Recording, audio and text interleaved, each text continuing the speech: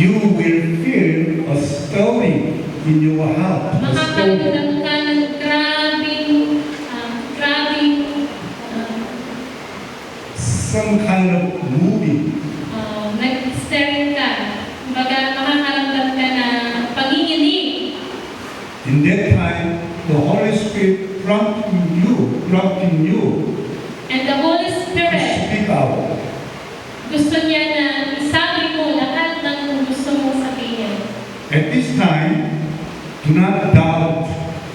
Be continue to speak as the Holy Spirit leads you to speak. Kapag daw ito ay naramdaman mo na bumaba na ang Holy Spirit, nasa puso mo na siya, wag ka daw mag-doubt sa Holy Spirit.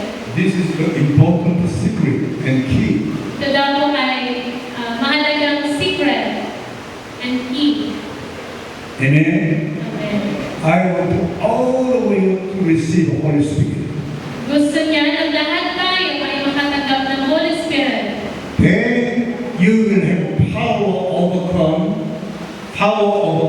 over sins and over Satan and over circumstances. At kapag natanggap mo ang Holy Spirit, meron ka ng kaya mo nang malagpasan ang mga bagay na ginagawa ng enemy sa buhay mo. You will be never the same before. Ikaw ay hindi na magiging katulad ng dati. Amen. Amen. Amen. Amen. God promised the Holy Spirit to you. So yun ang promise ng Holy Spirit sa buhay mo. Let's read the book of Luke, chapter 11, verse 13. Luke chapter 11, verse 13. Let's read together. Let's read together. If you then know how to give good gifts to your children, now much will your Father in heaven give the Holy Spirit to those who ask Him. Amen.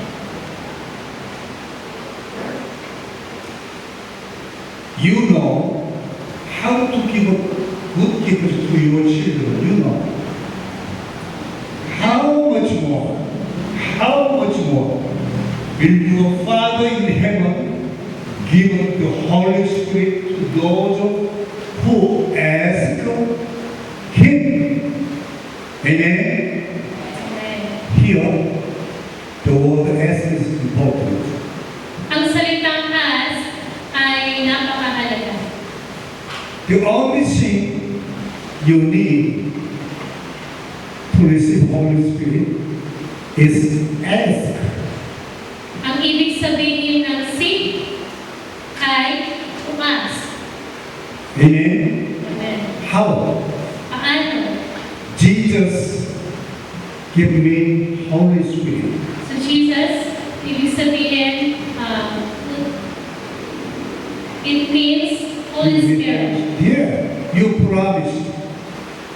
Yun yung promise. Give me Holy Spirit. Give me Holy Spirit. Give me fullness of Holy Spirit. Maaari mong hingin sa Holy Spirit na ma-fill ka nito. Amen? Amen. Then He will give you. At ikaw ay kanyang tutulungan.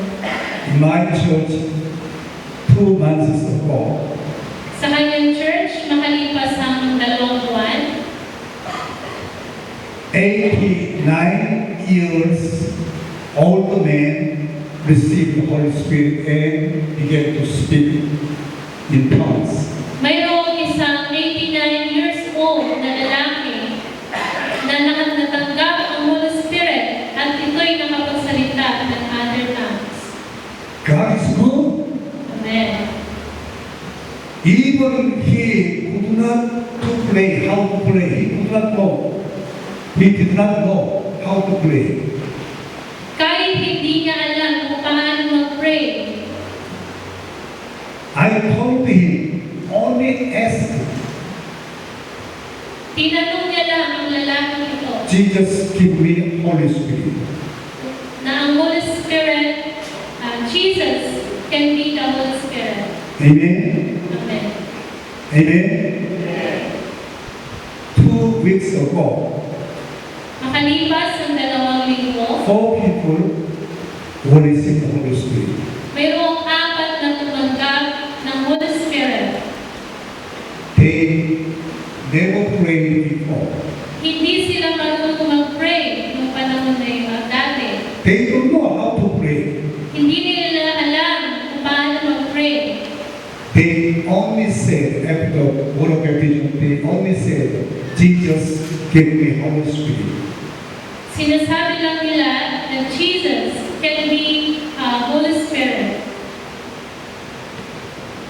Within 1 or 2 minutes, they began to speak in other tongues. Pagkatapos lang ng 1 minute or 2 minutes, nakapagsalita na sila ng other tongues. Amen. Amen. It is possible to you. Ganun din daw. Pwede itong mangyari sa iyo. You can receive a Holy Spirit. You can receive the Holy Spirit. You can speak tongues. You can speak other tongues. Amen. Amen. Amen. Amen. Holy Spirit is eternal present for you. Ang Holy Spirit ay talagang ibibigay sa iyo. That Holy Spirit is the Spirit arose from the dead, Jesus Spirit. At ang Holy Spirit na matatanggap mo, walang iba kundi si Jesus.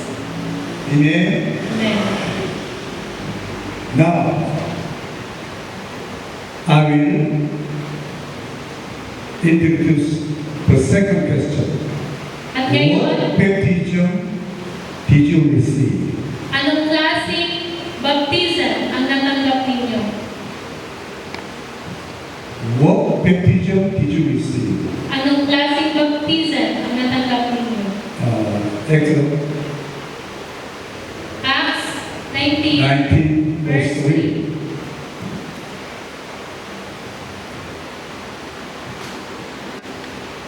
Let's read.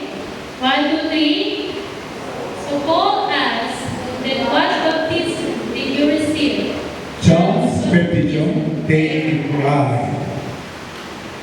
Yes, John's baptism.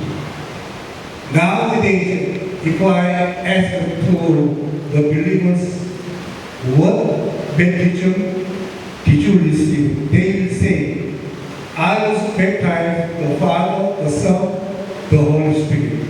There is no name. There was no name. Mayroon daw siyang tinanong, anong klaseng baptism ang na-receive ninyo? The Father, the Son, or the Holy Spirit? Sabi niya, wala daw yung pangalan. There is only one name can forgive our sins.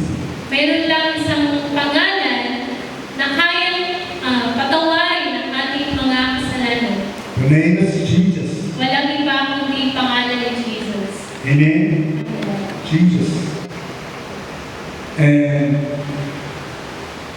they answered John's baptism. John's baptism. John's baptism. They answered. Sinabi nila, ang natanggap nilang baptism ay yung John's baptism.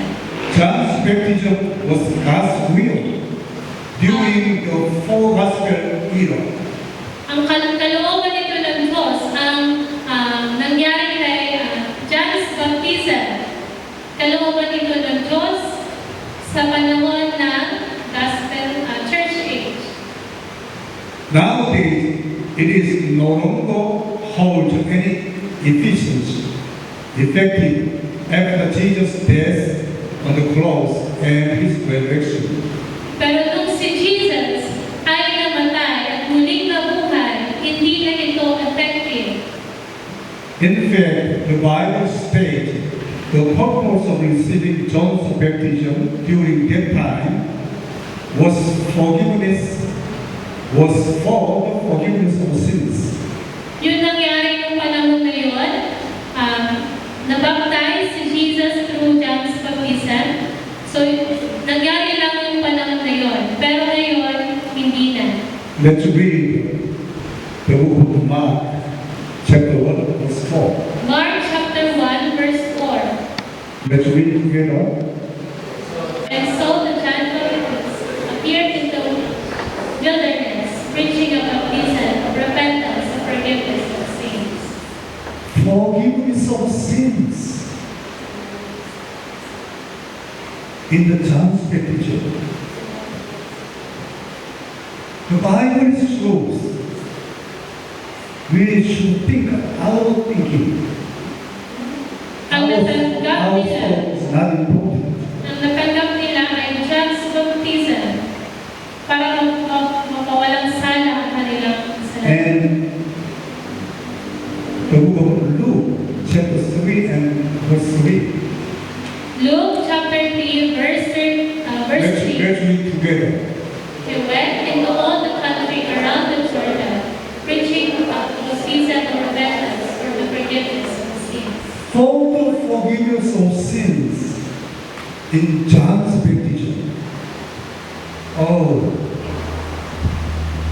isn't it astonishing? Isn't it surprising? Very surprising. Ito po ay nakakabigla dahil ang John's baptism ay makakatanggap ka lang ng forgiveness of sins. But the Bible says clearly in John's baptism there is forgiveness of sins. Ang salita ng Diyos ay nagtuturo sa atin ng katotohanan. Amen? If what we